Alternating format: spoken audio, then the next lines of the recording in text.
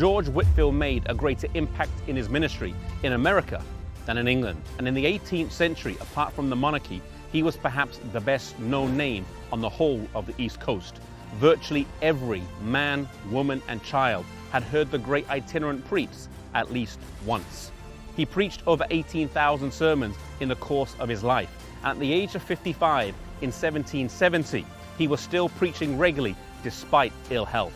He once famously said, "I would rather wear out than rust out."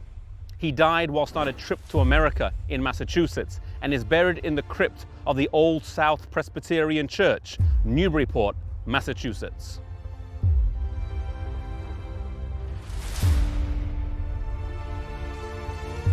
John Wesley, on the other hand, chose to stay here in England, and through the course of his long ministry, he would have a huge impact here.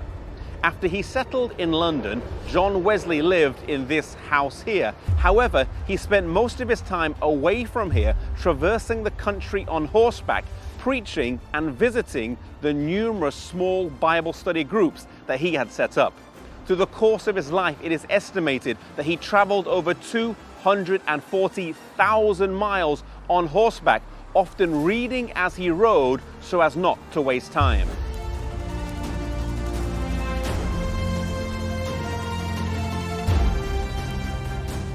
He once said, "The world is my parish." These words are engraved on his statue outside his home. He explained this by saying that wherever he was in the world, it was his duty to witness and minister there.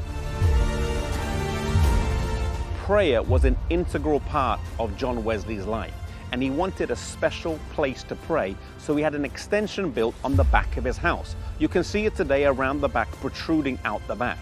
You know, sometimes today, those of us who own houses, we sometimes will build a bigger kitchen, a bigger living area, or a bigger garage if we have some money. And yet Wesley took the time and money that he had to build a special place dedicated for prayer. This room is sometimes called the engine room of Methodism, and you can visit it today and pray there where John Wesley used to pray every day.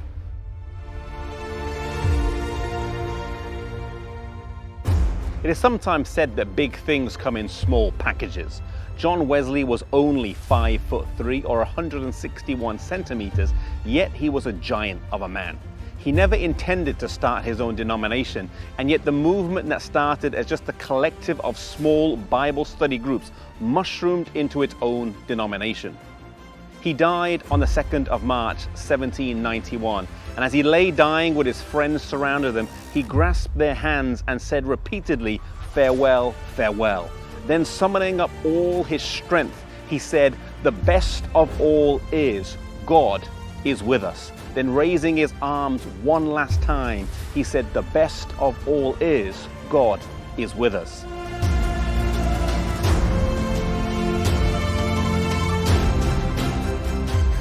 To Wesley, it was granted to arouse the church in England from a state of stagnation and backsliding. And yet he was faithful in this duty. Two things that stand out from his life and ministry are the importance of the preaching of the word and the importance of small group Bible study.